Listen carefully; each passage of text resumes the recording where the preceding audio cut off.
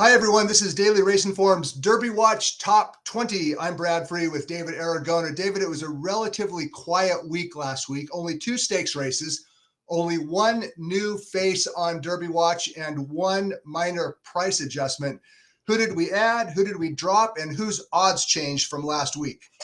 Yeah, relatively quiet week with the preps. We just had the Sam F. Davis, and kind of like last year, that prep was not so impactful on our Derby Watch Top 20 list. We did drop the 3rd place finisher from the Sam Davis poster off the list. He was kind of on the bubble to begin with, and him not hitting the exacta last weekend dropped him off the list. We did add the New York bred Sand Devil, who we'll get into a little bit more in depth in just a moment, who is 3 for 3 in his career, and a horse who's got some things to prove from a class standpoint, but has shown some talent on the racetrack so far. No doubt about that. The Damon Runyon was the stakes race that Sam Devil won. We're going to talk about the Damon Runyon and the Sam Davis a little bit later on, but let's go through a couple of quick news items with regards to the top 20. Citizen Bull, who David has listed currently as the 10-1 favorite, his next start, his only start leading into the Kentucky Derby, is expected to be in early April in the Santa Anita Derby. Bob Baffert said last weekend that Citizen Bull will have only 1 more start leading into the Kentucky Derby, and that is expected to be in the Santa Anita Derby. As for Barnes, currently 12-1 second choice, another Baffert trainee, there are a couple of places where Barnes could go. It's either going to be in the Rebel on February 22nd at Oakland Park, or the San Felipe at Santa Anita on March 1st. David, there was a lot of some concern or some hand-wringing that Barnes didn't, he went 10 days without a workout. The weather in California has not been very cooperative this winter, and that's the reason why you're going to see some unusual workout patterns. I know that Baffert usually works them every week or whatever, but in the case of Barnes, he worked a bullet 58-4 on Tuesday morning in company. Barnes is good. We don't know how far he can run, but he's headed for a 2-turn race next time out. What's your current take on Barnes, the 12-1 second choice on Derby Watch? Yeah, I'm not going to make too much of him having a workout delayed by a few days. It's better for it to happen now than 2 months from now in April, preparing for the Kentucky Derby. I still want to see more from Barnes. He's obviously shown talent in his first couple of victories, but we don't really know how far he wants to go. I think we still have to see how strong that San Vicente field was that he beat. He's going to have to run a faster speed figure because, as visually impressive as he's been, a 93 buyer just makes him one of the other players in this race. And obviously, Bob Baffert trainees that win their first couple starts are going to attract a lot of hype. We've got to see if he can live up to it. Yeah, for $3.2 million, he's been hyped from the get-go. Barnes has been. Barnes and Baffert also trains Rodriguez. Barnes or Rodriguez could go to the Rebel, or they both could stay home in the San Felipe. Baffert's not going to send 2 of them to Oakland Park. One of them goes at most to Oakland Park. The other one stays home for the Rebel. And apparently Romanesque recovered from a minor hiccup in his training pattern. And Baffert said that Romanesque will also be nominated to the San Felipe. There's another horse on Derby Watch that I think that there is some valid reasons for concern, and that's Disco Time. David, you have him listed at 35-1. He's not high on anybody's list of Derby contenders, but Disco Time there's something going on behind the scenes with regards to him. Yeah, he's missed workouts. I think you would have expected him to come back 2 or 3 weeks after that Lecomte, as is typical for Brad Cox runners, but he has not returned to the work tab since winning that Derby prep in mid-January. And while you don't mind a work getting pushed back by 2 or 3 days, when you start missing 1 or 2 workouts, it becomes cause for concern. And now it seems like he's going to miss a second-round prep race, and they're going to be up against the wall trying to make the Derby in one of the 100-point prep races down the line. And for a horse that hasn't run that fast yet, you start to wonder where he really stands in this mix. I have severe reservations with regards to Disco Time. Brad Cox, his trainer, told Daily Racing Forum's Marcus Hirsch, quote, "He's fine," referring to Disco Time. "He's fine. We just had a little setback with him," end quote. Disco Time is still in light training, according to Marcus Hirsch's story, and he'll be aimed at either the Louisiana Derby on March 22nd or the Arkansas Derby on March 29th or the Bluegrass on April 5th. When you start talking about a race in April for a horse that has not started since January, I think that the schedule is getting a little bit tight. I don't like his chances long-term, Disco Time, for at least for the time being. And then finally, just to acknowledge that a couple of horses ranked high on Derby Watch. David, you have East Avenue 15-1 third choice. He and Jonathan's Way both run Saturday at Fairgrounds in the Risen Star, and we're going to talk briefly about that. Okay, let's talk about the horse that we added in 2 stakes races that we saw last week. David, you and I kind of half expected to be leading with the Sam Davis Stakes, talking about that race, but it was a New York bred stakes race with only 5 runners that I think kind of upstaged the Sam Davis. What happened last weekend at Aqueduct? Well, the Damon Runyon Stakes certainly upstaged the Sam Davis from a Beyer speed figure standpoint, as Sam Devil maintained his unbeaten streak, now having won 3 races in a row to begin his career. And he had to work harder for this victory that we're going to take a look at the replay of right here, as his jockey, Jose Lezcano, really backed down the pace in the early stages. They went some very slow fractions for the 7 furlong distance, but I think you had to be impressed with the way these top 2 are able to sprint home. This was a dead, slow Aqueduct racetrack on Saturday, and they're running their final quarter mile in right around 24 seconds with a final eighth in just over 12. So Sam Devil really finishing this day and showing some grit to fend off the quickly improving runner-up in this spot. Both of them obviously New York breds, but Sam Devil has run some fast speed figures in every start. He already has a 1-mile victory under his belt when he easily drew off by a dozen lengths 2 back, and sounds like they're going to wheel back in 3 weeks in the Gotham.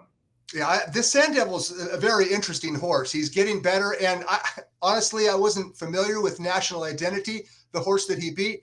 As we can see by his past performances, he's a pretty good colt that might be making some noise down the road as well. Sand Devil beat a good rival, didn't he?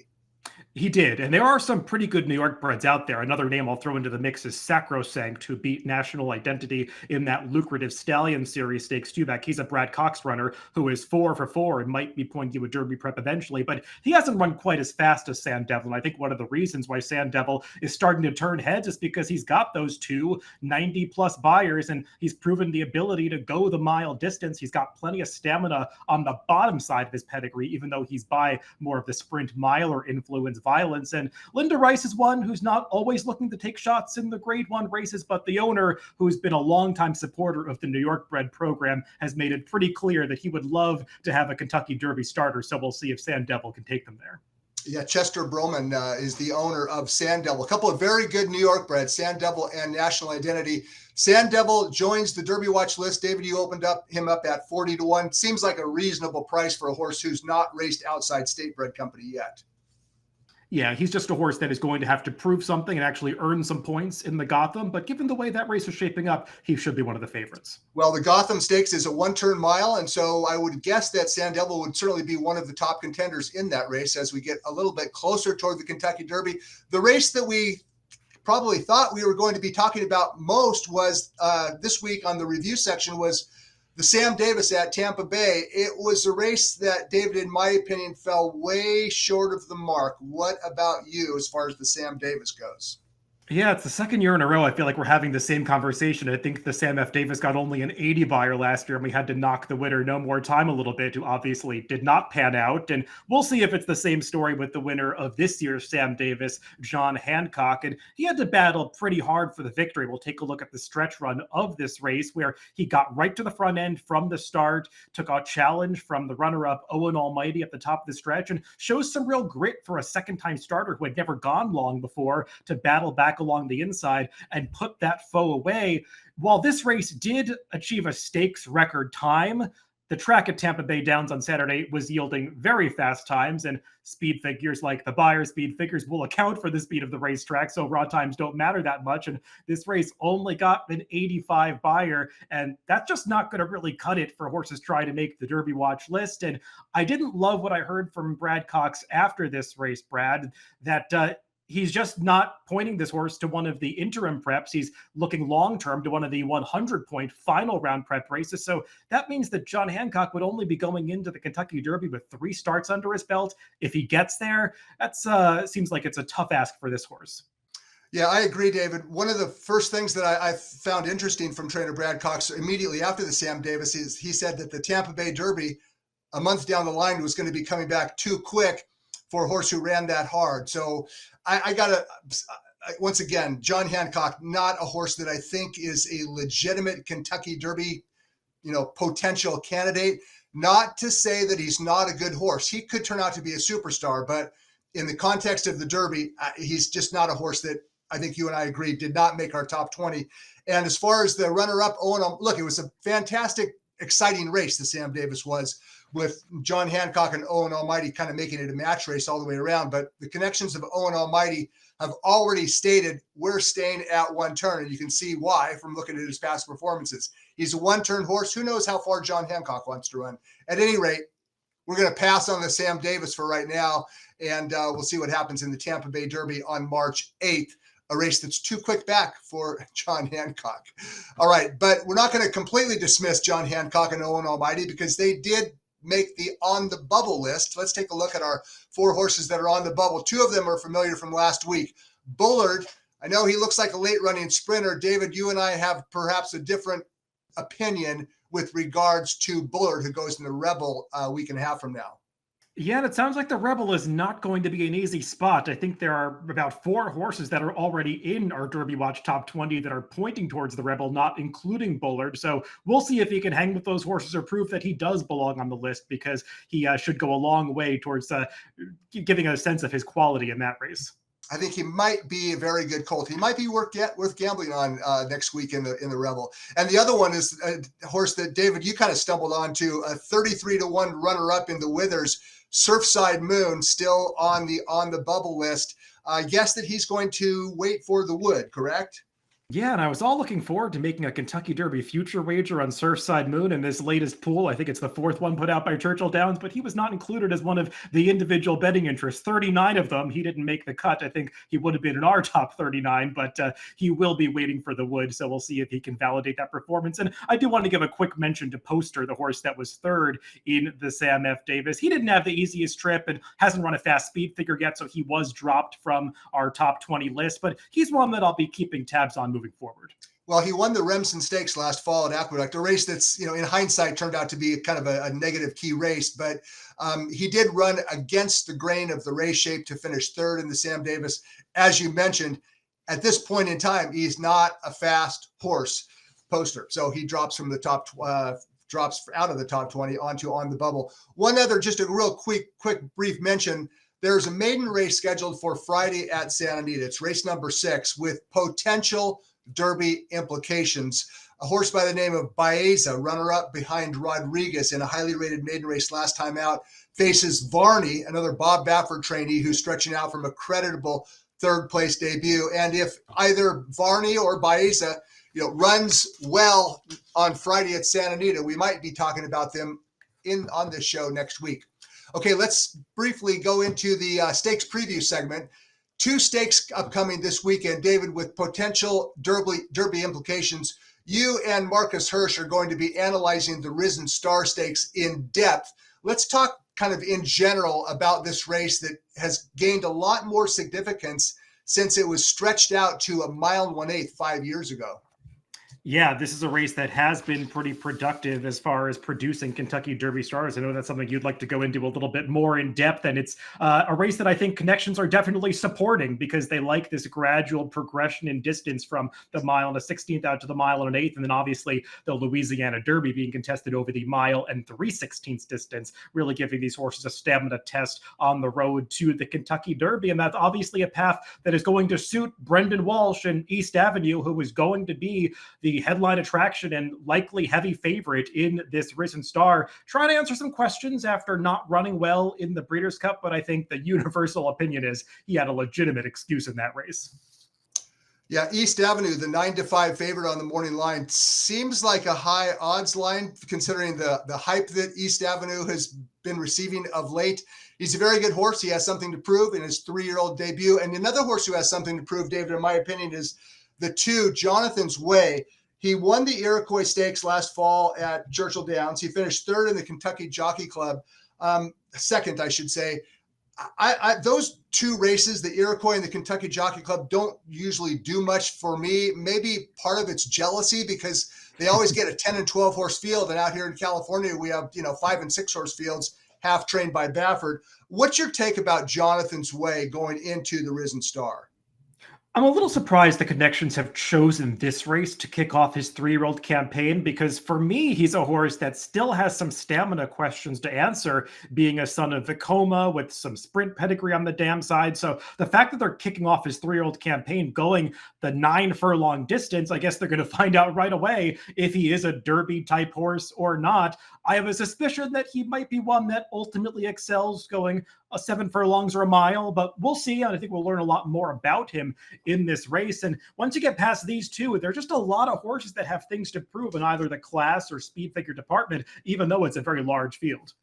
One thing about the Risen Star is it has gained relevance since it was stretched out to a mile and 1/8 5 years ago. I'm not going to count the year 2020, a year we'd all like to forget. But if you look at the last 4 winners of the Risen Star Stakes, they have all gone on to become, prominent 3-year-olds. Mandaloon finished second to cross the wire in the 2021 Derby.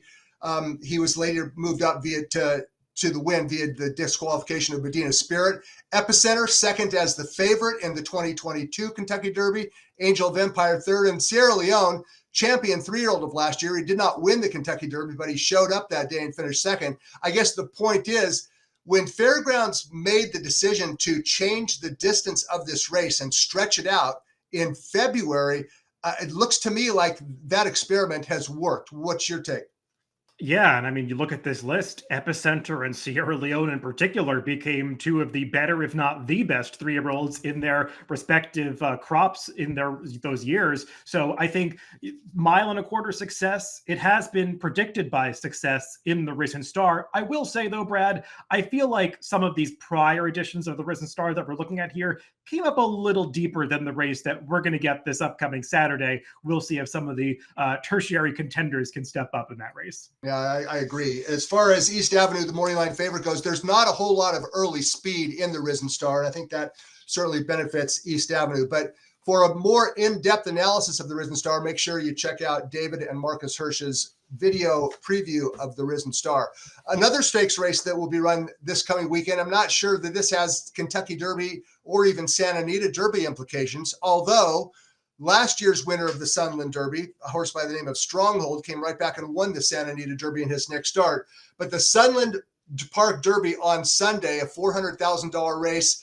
The favorite on the morning line is the California Shipper, number 4, Getaway Car. David, I don't know how Getaway Car is going to win this race. He's either going to have to take back or survive a speed duel, because it looks to me like most entrants in this field have virtually one way to go. That's either on the lead or pressing the pace. It's going to be a hot fractions. Yeah, Getaway Car is a horse that likes to be forward. He has raced in a stalking position in some prior starts, although not with success. He's picked up minor rewards in those races behind largely his Bob Baffert trained stablemates. And he's a horse that I do have some questions about getting added distance. I suppose he's proven that he can go at least as far as a mile in the 16th against some better competition that he's facing on Sunday. But there's the field of horses assembled for this race that many of them have distance questions to answer. You look at some of the second and third choices on the morning line, like Touchy and McKinsey Street, horses that have had their success around one turn. So maybe Getaway Car has some of the best stamina credentials of this entire field. Not that saying a whole lot about the Sunland Park Derby cast. Well, David, you and Gino will be looking at the Sunland Derby in depth in a video preview this week. Before we move on, there's one horse in here I'm just going to throw out as a potential bomb. This race is loaded with speed. It looks like to me there's only one legitimate come from behind her in the field. He's still a maiden. I'm referring to number 2, Remember Big Jim, whose trainer is the leading trainer at Sunland Park this winter with a 30% win rate. Remember Big Jim, if he gets the right pace set up, he could break his maiden in this $400,000 stakes. But I'm looking forward to watching you and Gino go through this field a little bit more in depth this week. That is actually a wrap for the Valentine's Day edition of Derby Watch Top 20. Citizen, Bull, and Barnes remain at the top of the list, but East Avenue could move up or down depending on how he runs Saturday in the Risen Star. The speed-filled Sunland Derby includes Getaway Car. We'll talk about those races next week. Also, a preview of the Rebel Stakes at Oakland Park and the John Battaglia at Turfway Park. So, for David Aragona, I'm Brad Free. We'll see you guys next week.